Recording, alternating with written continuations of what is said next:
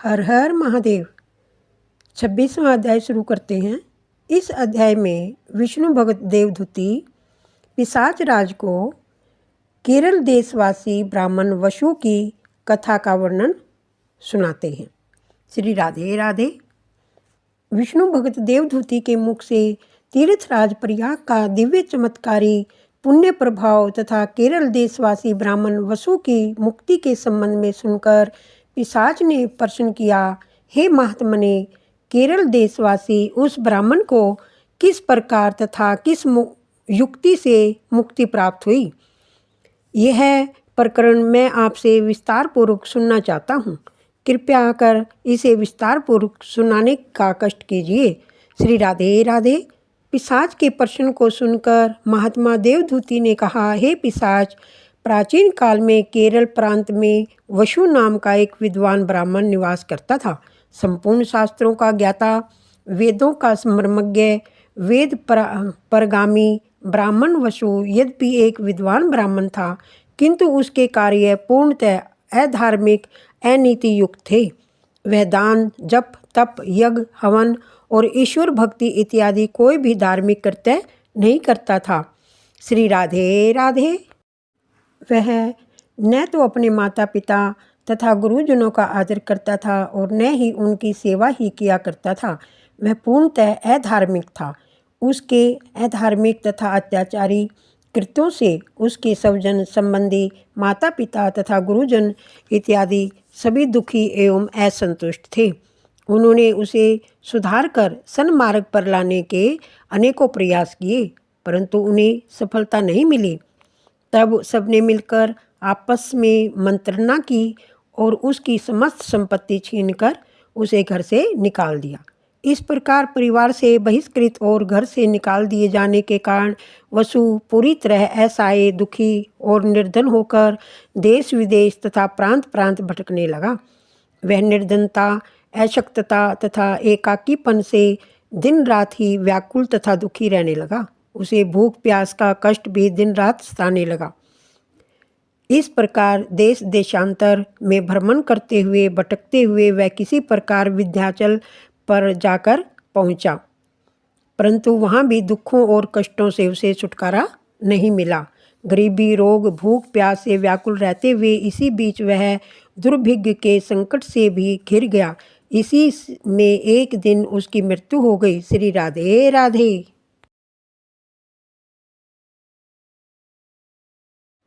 श्री राधे राधे। कोई नाते, रिश्तेदार और धन आदि पास न होने के कारण उनका अंतिम संस्कार भी धार्मिक रीति से संपन्न न हो सका। इस प्रकार ब्राह्मण वसु की मृत आत्मा को सद्गति न मिली। अंतिम संस्कार की क्रिया तो हुई ही नहीं, उसके कर्म फल भी दूषित थे। इन सब का परिणाम यह हुआ कि उसे प्रेत योनि को ग्रहण करना पड़ा। तब ब्राह्मण वसु की मृत आत्मा प्रेत योनि को प्राप्त कर वहीं विंध्याचल पर्वत पर रहने लगी। वहाँ पर वह प्रेत योनिधारी ब्राह्मण वसु शीत, ग्रीष्म, क्षुधा, तृषा, पीड़ा से बड़ा व्याकुल एवं व्यथित रहने लगा। वह सदैव ही दुखी होकर लंबी लंबी सांसें लेता हुआ जहाँ तहाँ हाय हाय करता हुआ भटकता रहता था।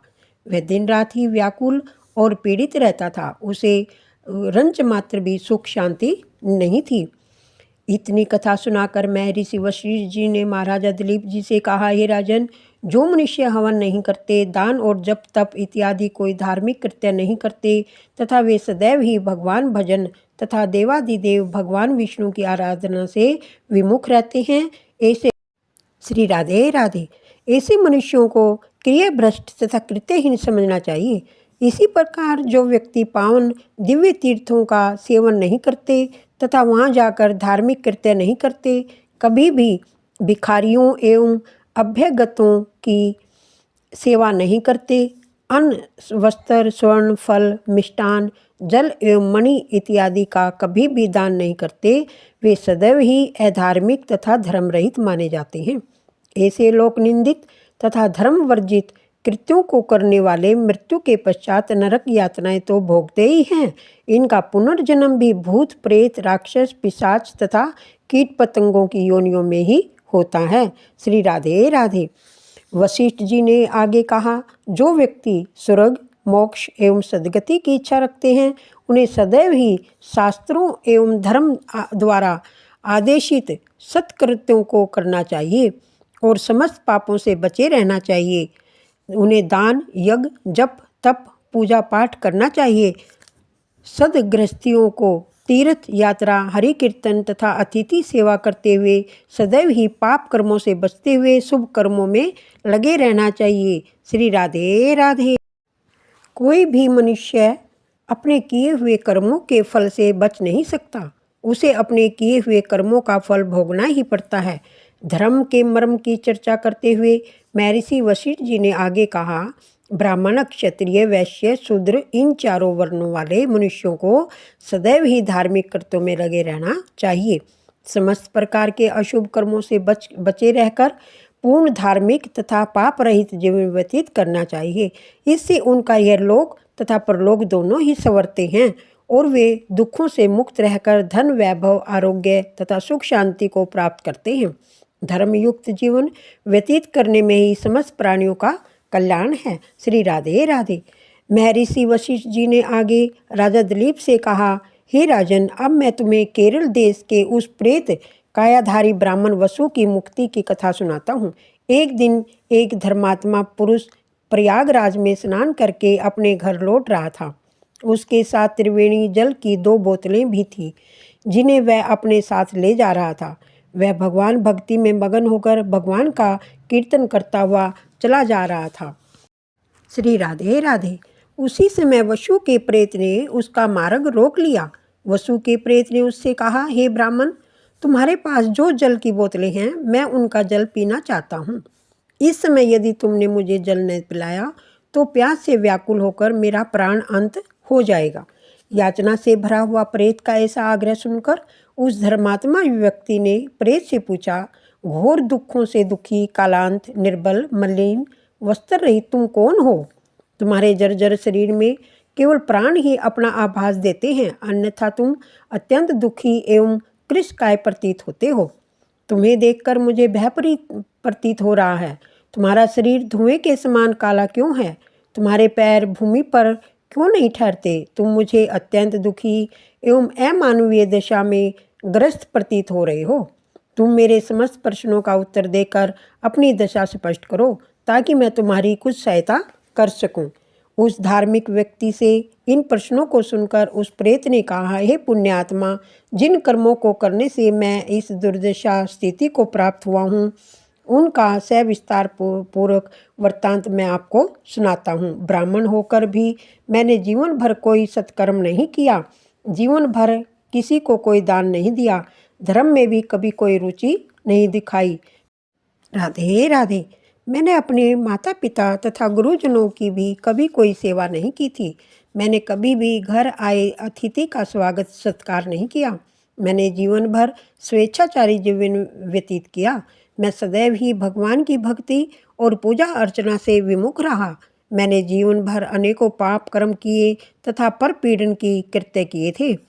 प्रेत ने रोते हुए आगे कहा, हे ब्राह्मण, अब मुझे अपने पूर्वजन्मों में किए गए इन समस्त पापों को स्मरण करके पश्चाताप हो रहा है। मेरे बुरे कर्मों के प्रभाव से मेरा ज्ञान, बुद्धि, विवेक पूर्ण रूप से नष्ट हो चुका है। श्री राधे राधे।